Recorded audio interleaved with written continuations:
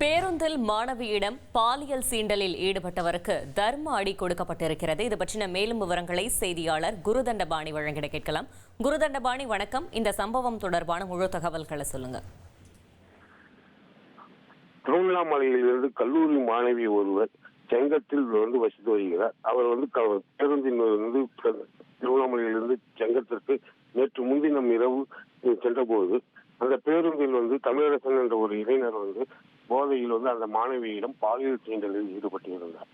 இதுக்கு தொடர்ந்து இது குறித்து அந்த இளைஞரிடம் எச்சரித்தும் அவர் தொடர்ந்து இந்த பாலியல் சீண்டலில் ஈடுபட்டதால் இது குறித்து தனது அண்ணனுக்கு செல்போன் மூலம் அந்த மாணவி தகவல் அளித்தார். இந்நிலையில் செங்கத்தில் வந்தபோது அந்த மாணவி பேருந்து கீழே இறங்கியுள்ளார். மேலும் அவரது அண்ணன் அந்த பாலியல் சீண்டலில் ஈடுபட்ட அந்த ஆசாமியை பேருந்திலிருந்து கீழே இறக்கி அவரிடம் உரிய விசாரணை மேற்கொண்டார்கள்.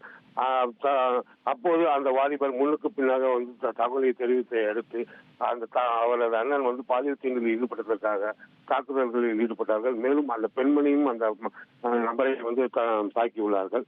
இது குறித்து செங்கம் அனைத்து மகளிர் காவல் நிலையத்தில் இந்த மாணவி அளித்த புகாரின் அடிப்படையில் அந்த பாலியல் சீண்டலில் ஈடுபட்ட நபரை காவல்துறையினர் கைது செய்து விசாரணை மேற்கொண்டதில் அவர் பண்ருட்டி பகுதியை சேர்ந்த தமிழ்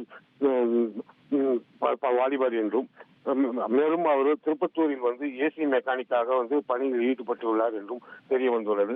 இதனையடுத்து மாணவி அளித்த புகாரின் பேரில் அந்த வாலிபர் கைது செய்யப்பட்டு தீவிர விசாரணை மேற்கொண்டுள்ளார்கள். செய்திகளை உடனுக்குடன் தெரிந்து கொள்ள உடனே சப்ஸ்கிரைப் பண்ணுங்க.